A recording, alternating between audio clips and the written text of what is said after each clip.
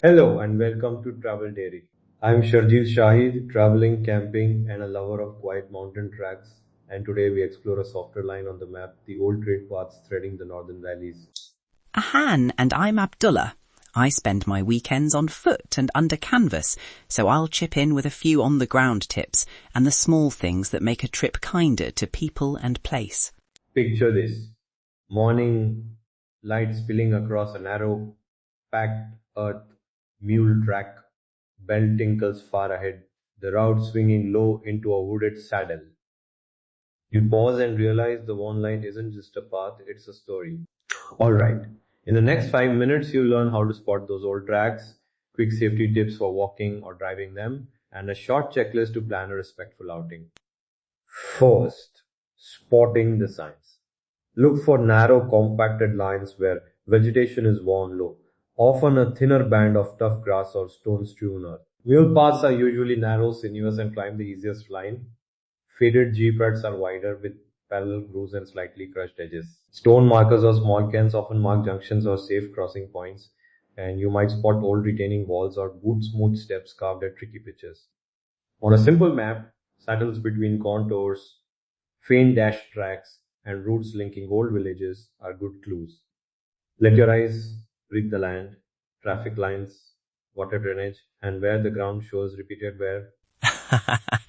And don't forget the small signs that feel like local gossip, a rope tied to a tree where villagers cross a stream, or a scattering of bright stones marking a shrine.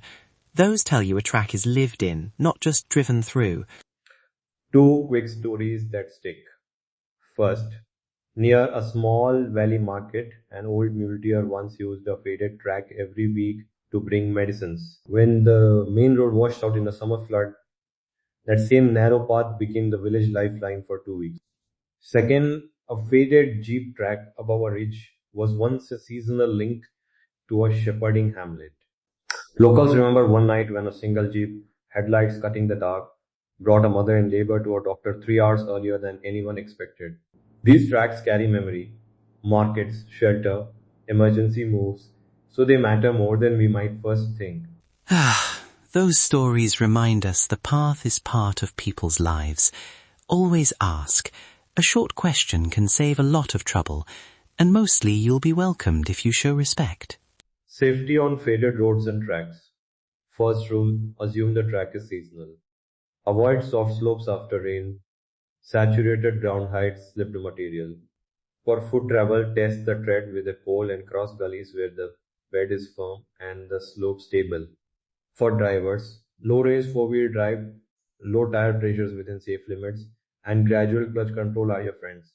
Carry basic recovery gear, a recovery strap, a shovel, a high lift jack if you have it, and a tire repair kit.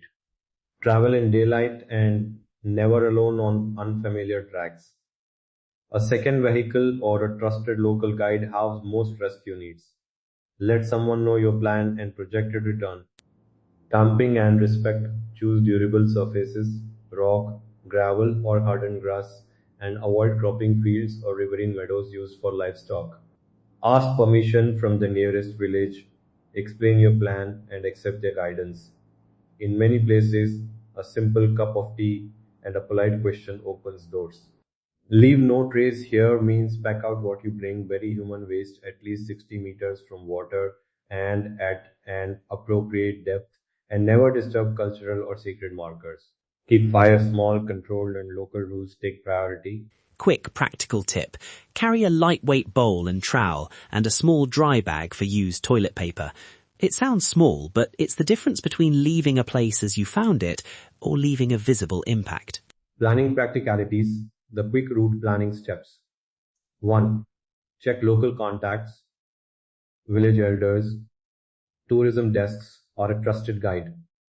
2. Confirm seasonal closures. Many tracks are used only in certain months. 3. Check weather forecasts and river levels. Water, warm layers, spare fuel, a basic toolkit, recovery strap, first. If driving, ensure your spare tire is in good condition and you have rated shackles and a snatch point on your vehicle. If in doubt, delay the trip. It's better to return another day than to push a dangerous route.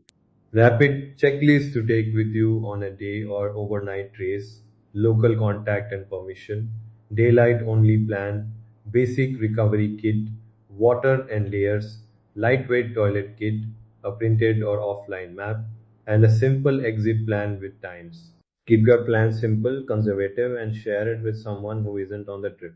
If you'd like maps, road notes, and local guide contacts for the tracks I mentioned today, visit our show site. It's got downloadable route sketches and a short contact list to get you started. Alright, if you enjoyed this short race through the valleys, please subscribe to Travel Daily so you don't miss future episodes. Thanks for listening and travel kindly out there. Okay, take care. Safe journeys, and do bring back a small story for us next time. Goodbye for now.